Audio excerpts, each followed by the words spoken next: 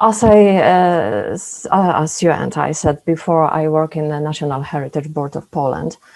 And in this presentation, I would like to present some projects we work on in our institute. I've chosen the examples of our activities because I believe that they are close to the issue of archaeotourism, which can be understood as just a way of getting to know the heritage of the country and of the surroundings. If you don't mind, I will be reading, so I will make sure that I will fit in the this 20 minutes timeline. There is no need to convince anyone that the internet is the basic source of information for most people nowadays. Since the development of social media, it has also become a basic platform for people-to-people contacts. The combination of these two aspects of life allows to use the power of internet and social media to promote and popularize archaeological heritage. But like everything, the use of internet and social media had its pros and cons. On the one hand, the internet is easily accessible, fast, non-committal, cheap. On the other hand, among the millions of websites about archaeology, there are many that provide information in an untested way, more of the sensational character. So if the internet is used as a source of information, as a way to connect and share information, and as one of the educational tools, then we should make sure that the information is transmitted in a reliable and scientifically proven way. At the same time, it must be sufficiently attractive and understandable for a very diverse audience. The social media should be just, I think, a way leading people to the direct contact to the heritage, to the monuments. The interest in monuments and archaeology is visible in the development of so-called historical archaeological tourism. But not only, people are becoming more and more aware and interested in the local history and monuments in the nearest surroundings. Of course, the most popular places can be quickly found on the internet, but many monuments, especially these archaeological ones, are not widely known. In order to meet this social interest, a National Heritage Board of Poland has developed a web portal which provides information about monuments in, I believe, attractive and modern way. It's called Zabtek.pl. Zabtek, it's a monument in Polish. In this portal, users have access to information about more than 80,000 monuments, which can be grouped in any way according to tourist interest and needs. Using the Google Maps mechanism, the users can easily identify all the objects, find their way to the monument using a mobile device. This service, also available in a mobile version, I believe is an example of compatibility between analog and digital tools, popularizing knowledge about heritage and learning about it in a sustainable way. It creates awareness about the needs of protection of archaeological heritage while having a direct access to it. All monuments presented in this portal are entered in the register of monuments and are legally protected on the basis of the Act on Protection and Care of Monuments. How does it work? How does it look like? The whole collection is divided into several chapters. So we have monuments in the area chapter, where by giving your location, you can get information about monuments in your neighborhood, and choosing, for example, one of them, you go to the direct description of this object, its chronology, its history. You can find the pictures, sometimes there are films. The form of protection, so the basic information it's ready. There is also the chapter called Tours, where you have which contains ready-made tour suggestions. You choose just area, duration, you can choose the mode of transport, and you get a ready tour. Or you can also create your own tour and then publish, describe it and publish it in the portal, so other people can use your experience. Next possibility is to see the monuments 3D view, because in this gallery of the portal there is next to films, photographs, maps and descriptions, there are 3D objects in the form of mesh grid models, which shows the simplified body of the building and the photorealistic texture of the external surfaces. So actually you literally can look at the object from very different sides. We have also a collection of point clouds registered as a result of laser scanning, which means that the space is recorded with a resolution of up to 5 millimeters and giving a precise, composed of billions of points, virtual model. The service user can use also the Cumulus application. This is a solution developed on behalf of National Heritage Board of Poland that enables browsing and working on point clouds in an ordinary web browser. The basic functions of the application allows to maneuver the view of the cloud, rotate, zoom, determine the pivot points of the view, define a perpendicular or perspective view, and save the effects. Thanks to the monument point cloud view, there is an opportunity to disassemble each monument on the first factors and to look at its construction and structure. So far, we've prepared, and there are available 43 point clouds, 27 mesh models, and 130 CAD inventory drawings.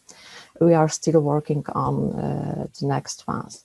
The portal's resources include also 77 films promoting the most extraordinary places, monuments in Poland. The functional search tool allows for precise browsing of resources, so they can be grouped by thematic categories. You can search by a function, by owner names, by administrative affiliation, and narrowing the search to select time intervals. You can do that using the timeline. So you can narrow down the chronological framework and search for archaeological monuments, for example, from Bronze Age, and then you can choose also an area and you go to the direct description of the exact place you want to look at. An interesting option, if you are someone is interested in some kind of monuments, is a chapter collections, where you can find ready-made collections of monuments related thematically or chronologically or territorially to each other. For example, we can choose shaft cairns for calcination of limestone, and we will have all these kind of objects in the area we are interested in. This what I like in this portal is that the users are not only a passive recipients of information. The involvement of portal is not limited just to the planning of excursions. Everyone can influence it by adding additional information, photos, or completely new objects. There is also, which I think is very important for authorities, is possibility to react. One may use the mechanism of reporting directly to the conservator of various threats related to monuments. You can select the type threat, add a description and photos. And the information goes directly, automatically to appropriate local conservator, which allows to respond faster to the potential threats. This portal is interesting, which proves that we have something like around 50,000 users per year. and I checked among my friends and colleagues, and which are not archaeologists, or they're just amateurs, and they use it also. So I think that it's a good direction. One of the next project I want to tell you about is a project which is carried out for several years. It started under the name Volunteering for Heritage. Now it has changed its name for Together for Heritage. It's a program where applicants may apply for fundings for tasks which are addressed first of all to local communities, and promoted our activities in identification, inventorying, documentation of cultural heritage, both tangible and intangible. Promoted our actions aimed at strengthening social cultural practices, traditions, dissemination of skills, including skills related to crafts or traditional construction techniques, and educational activities and popularization of local cultural heritage and knowledge about it.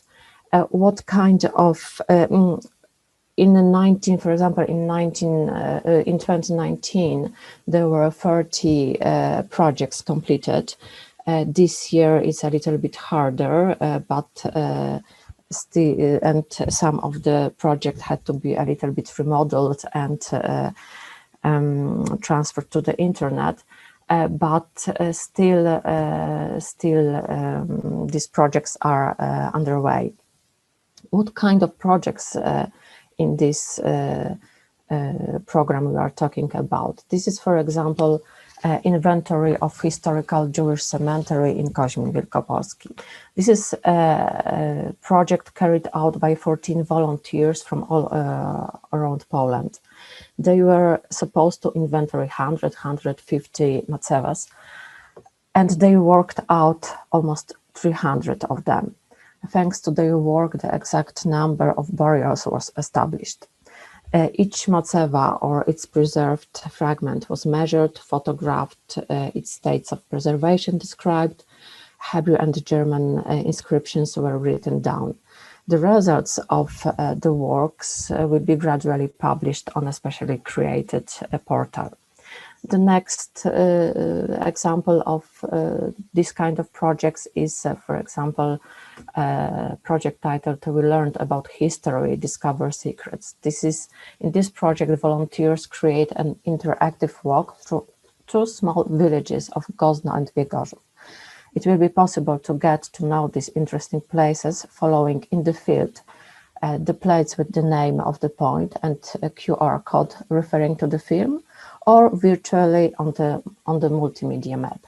Places have already been selected, films were recorded, the production of the plaques and film recordings is underway. Some other project carried by National Heritage Board of Poland has different character. It's a contest type activity. It's called Zabtek Mania, you can say Monument Mania. And this competition is addressed to film art and history enthusiasts who wants to show and popularize the material and spiritual achievements of previous generations through their work. The aim of the competition, apart from developing the passion for film among young people, is to popularize the knowledge about monuments and establish a social bond with the local heritage. The movie makers contest, Monument Mania, is in two levels: for young amateurs on the high school level and amateurs and professionals over 18 years of age, film school students. And the topic is chosen for every edition every year. Contestants create a documentary, an animation movie or reportage, and then movies are obligatorily uploaded to YouTube.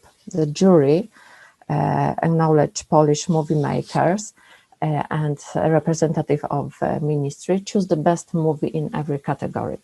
The prizes are, among others, dedicated trip to a heritage site, movie workshops with the professionals. As you can here see, the objectives of this initiative is to support the youngsters' education through active and personal practice of heritage in creative way, the promotion of heritage using media tools, and building awareness of heritage among young people. I believe that the greatest advantage of this project is to use the enormous potential of creativity in the perception of heritage and its value. I want to say that this, what I haven't said about these previous projects, the volunteering for heritage, the big advantage of this kind of project is that there is it connects people of a very different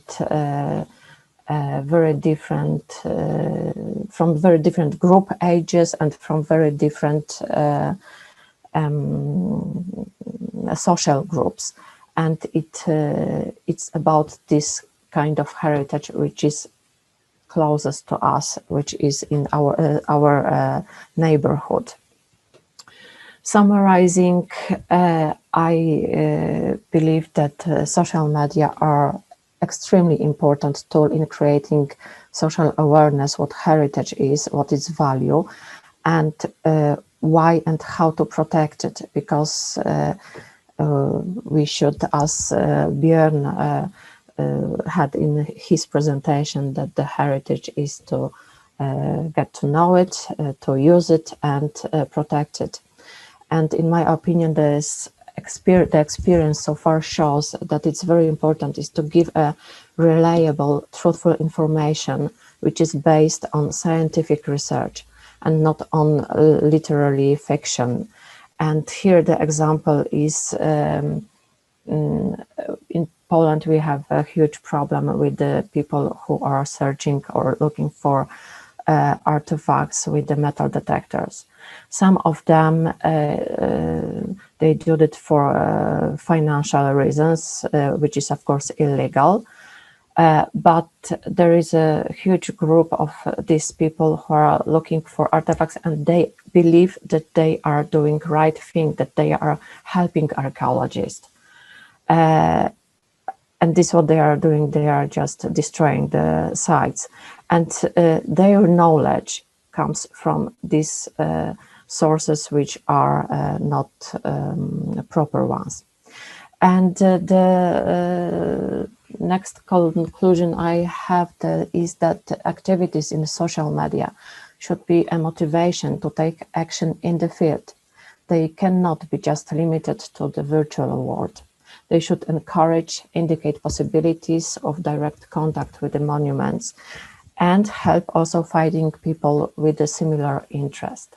Then we can be sure that everything we do in the internet is effective and really inspiring people to active direct contact with the heritage. So just thank you so much for your attention.